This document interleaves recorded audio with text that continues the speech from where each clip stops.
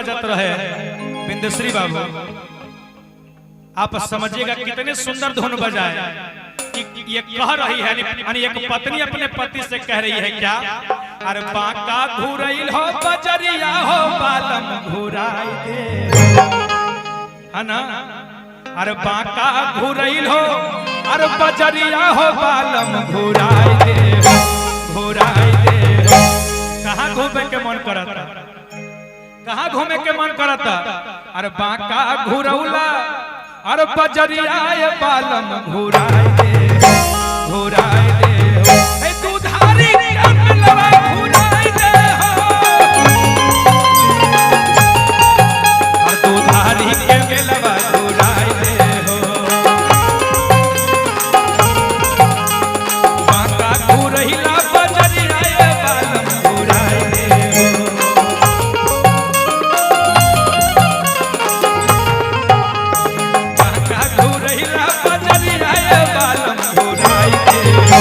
घुराई दे हो दूधारी के मिलवा घुराई दे हो, दूधारी के मिलवा घुमाई दे हो।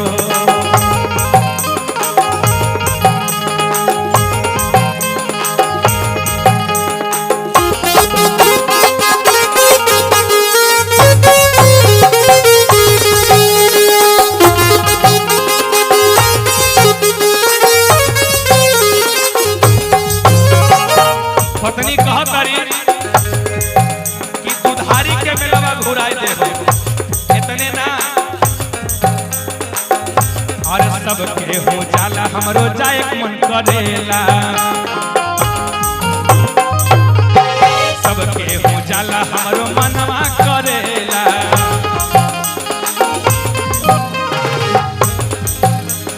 चौमीन चाट खाए के मनवा करेला, चाट खाए के मनवा करेला।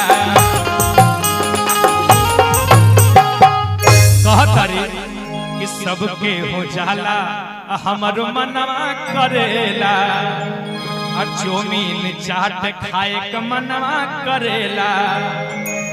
इतने ना और मौत कुआं देखौला असर कसे बालम घुराई दे, अरे मौत कुआं देखौला असर कसे बालम घुराई दे हो, चढ़ाई दे हो तारा माची के झुलवा घुमाई दे हो, तारा माची के झुलवा चढ़ाई दे हो, ए दूधारी के मिलवा घुराई दे हो, दूधारी के मिलवा घुराई दे हो।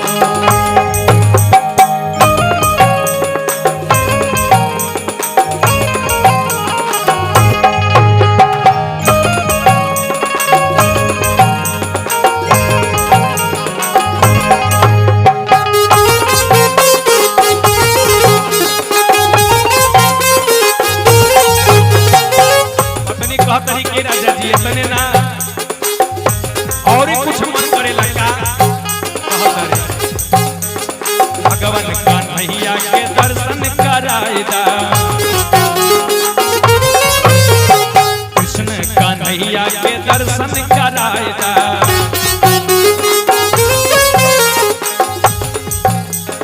हमारा कन्हैया के हमरा कन्हैया के दर्शन कराएगा।